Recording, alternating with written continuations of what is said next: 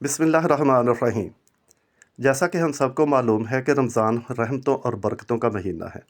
اس مہینے میں جتنی بھی عبادت کی جائے کم ہے، اور رمضان میں کی گئی عبادات کا ثواب اللہ تعالیٰ کئی گنا بڑھا دیتا ہے۔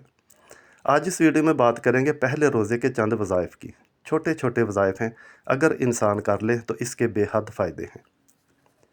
پہلے بات کرتے ہیں پہلے عشرے کی، یکم رمضان سے 10ویں رمضان تک صبح و شام 100 بار یا حیو یا قیوم برحمتک استغیث یہ دعا کرنی ہے پورا پہلا عشرہ۔